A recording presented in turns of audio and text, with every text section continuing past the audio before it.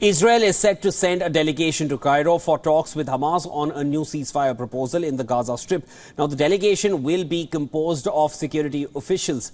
Earlier, U.S. Secretary of State Anthony Blinken discussed the urgent need to reduce tensions in West Asia as he met with Saudi Crown Prince Mohammed bin Salman.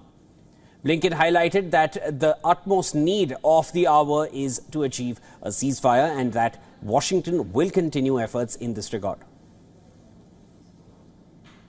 Hamas has before it a proposal that is extraordinarily generous on the part of Israel. And in this moment, the only thing standing between the people of Gaza and a ceasefire is Hamas. They have to decide, and they have to decide quickly. Blinken also underscored the need for sustaining an increase in humanitarian assistance to Gaza. Hamas delegation will return to Cairo with response on Gaza truce. Earlier, negotiators for Hamas met Qatari and Egyptian mediators about the phased ceasefire proposal Israel presented over the weekend.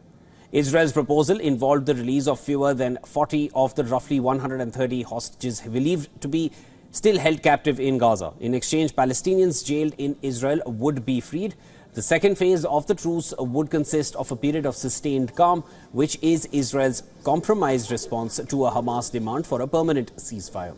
Meanwhile, President Biden, on a phone call with his Egyptian counterpart Abdel Fattah el-Sisi, discussed the deal to secure the release of hostages together with an immediate ceasefire in Gaza. Biden confirmed that the U.S., together with Egypt and Qatar, would work to ensure the full implementation of its terms. Amidst the negotiations, Israeli Prime Minister Benjamin Netanyahu is facing pressure on multiple fronts, internally and externally. Israel is voicing concern that the International Criminal Court, the ICC, could be preparing to issue arrest warrants for government officials on charges related to the conduct of its war against Hamas.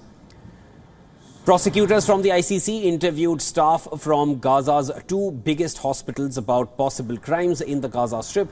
Netanyahu is also facing pressure from far-right allies to reject a new Gaza ceasefire, jeopardizing his government's stability. On the other hand, thousands of protesters rallied in Tel Aviv demanding the release of around 130 hostages still held in Gaza. Protesters scuffled with Israeli police after blocking roads in Tel Aviv, while 5 protesters were arrested.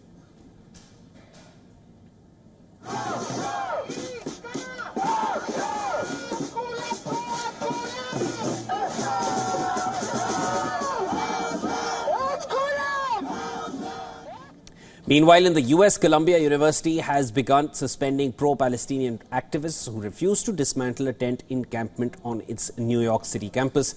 This came after the Ivy League school declared a stalemate in talks seeking to end the polarizing protest. Protesters are demanding a ceasefire in the war with Hamas and the divestment of university assets in companies involved with the Israeli military and an end to U.S. military assistance to Israel.